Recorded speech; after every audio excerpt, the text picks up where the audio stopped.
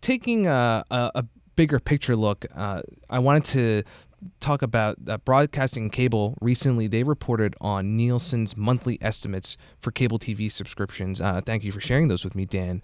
And No they, problem. they pointed to the ongoing trend of what you had mentioned, cord shaving, as cable TV households are expected to decline about 2.2% in June. What do you think? Longer term, is this just something else that Viacom is really going to have to be thinking about? I think it's going to be a big problem. I mean, for years we worried about cord cutting. That was people completely getting rid of cable in favor of, streaming services, Hulu, Netflix, Amazon Prime, whatever it was. And that really hasn't happened. There were signs this year that those numbers maybe topped out in the fourth quarter and of 2015 and the first quarter of 2016. The industry actually made gains, small ones in the first quarter. But if you look at cord shaving, which is the idea of, okay, I have 200 channels and that's ridiculous. I only watch 25. Now, the challenge is if you, for 200 channels, maybe you pay $103 a month. I'm guessing at the number.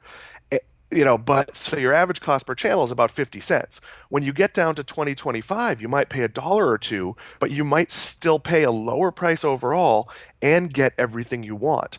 I think we're going to see more of that. And when that happens, we end sort of TV socialism. Right now, if I love the History Channel, I don't, but let's pretend I did, you might be subsidizing that by paying for it in carriage fees.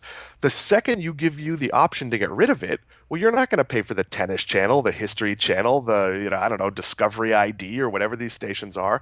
And all of a sudden, a channel might have 2 or 300,000 users, and either those people are going to have to pay $20 a month or they're not going to get the channel. And maybe there's a few things like the Tennis Channel that could exist just as a subscription model, but I'm not going to pay for the cooking network just because I watch it sometimes if it all of a sudden costs $15 a month. So, do you see this, Dan, as kind of like a shift in power? Essentially, now that these companies like Viacom are unable to get these carriage fees among this massive base of viewers and earn lots of revenue that way, and they're kind of losing that leverage they have I, in negotiations, essentially. I use this word lightly. It's sort of in a joking manner, but I think it's the end of a scam. The reality is, should I have to pay for 17 Disney channels that I don't watch? Of course not. Now, if you could find ways with packages to make me want to subsidize what you like, I think we'll see some of that.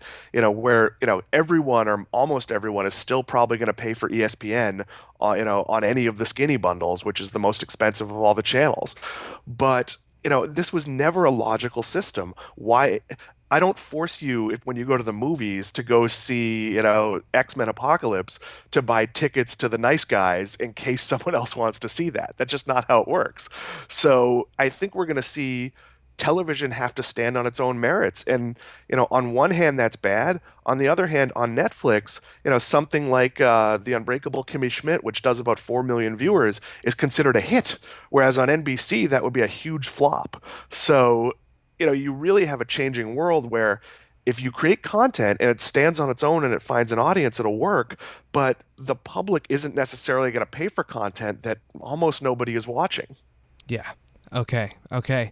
So, any other thoughts that you wanted to leave our listeners off with about Viacom or the industry overall? I think the point that you touched on that I think is most important when you're investing in a company like this is that what you mentioned with the fact that National Amusements, the company that Sumner Redstone's father founded, which still operates, or was originally a movie theater company, still operates theaters, but is now mainly the investment vehicle for the control of Viacom and CBS. The fact that it has this 80% controlling voting share of these two massive companies, these individual shareholders, I feel like their voices can get lost. But anything else you want to leave off with? Yeah, I mean, I think, as you look at this now, it's all very exciting. Oh, the board is suing, and will Damon be replaced? And there's a lot of Shakespearean intrigue here. But if you really step back, the reality is Sherry Redstone is going to end up controlling this. It's a question of whether she controls it before her father dies, after her father dies, or maybe it'll take a few years. But she'll end up controlling this trust, and independent people and outsiders are not going to be able to sort of get in the way of a family dominated Sumner Redstone hand-picked board of trustees. So, no matter what you call her, if you're looking at CBS and Viacom, you have to realize she's the big boss at the end of it. And, that's not fair to Les Moonves or Philippe Damon or whoever takes their jobs next, but she is big brother when it comes to all of this. So if you're going to invest in these companies, I think you have to look at her track record.